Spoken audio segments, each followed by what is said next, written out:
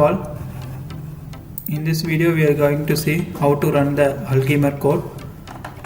Here first of all you need to open Jupyter Notebook, and after installing the Jupyter Notebook and Anaconda Navigator, you open the project code. Here we are having a code of full Alchemar, and then here we are having a data set. So if you open the data set in here in this code, you will have a detailed view of your data set.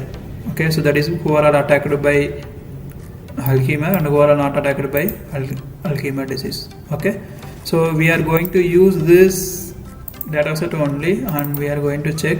So if you need, means here we have a detailed report of each and every attributes in your data set, and here we have a code. So using Jupyter Notebook, I am opening the code.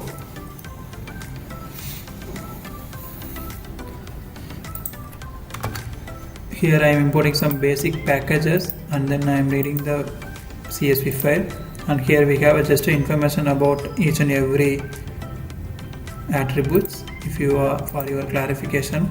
Then here we are applying the shape, and then columns, describe for statistical view, and then information. If you are having any object type, you need to convert into an machine understandable, that is zeros and ones or integer type. Here we are taking the particular visit. Visit is not an important one, right? So now what we are doing means I am taking every visit as a 1, and then after this we are going to reset the index. Then we are checking the head. Then using label encoder we are converting this group into a zeros and ones. And after this, not only this group, we are going to convert male and female as a zeros and 1, and then we are going to convert hand. Okay, so after converting by applying the label encoder, we are just checking the output whether it changed or not. Yeah, it's everything changed, but we are having some null values right here, so we need to drop the null values. So first of all, I am selecting I am dropping some unwanted columns. After dropping some unwanted columns, we are dropping the null values. Okay, after dropping the null values, we are going to see how the group is there. So by applying this count plot, we are checking group, and then here we are creating one bar chart graph. So whenever I need, I can call this graph by passing some parameters. And here we are having a fat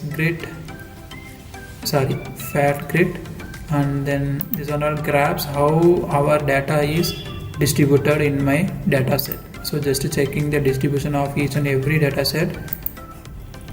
It should be in the form of like left corner will be an 50%, center will be left corner will be a 25%, center will be a 50%, and then last part will be a 75%. After that we are going to see we are going to take x and y, that is independent and dependent. Then after this we are applying the train and test split function, dividing our dataset into train and test. Then we are using some SVM classifiers, and we are checking the output result 53% accuracy score, and then classification report. We are getting this for random forest classifier. We are getting output result for dysentery. We are getting a report like this, and for neural network we are getting an accuracy score is 39. It's not a good one, but previously we used some other algorithm. It's nicely predicted an output result. Okay, so thank you.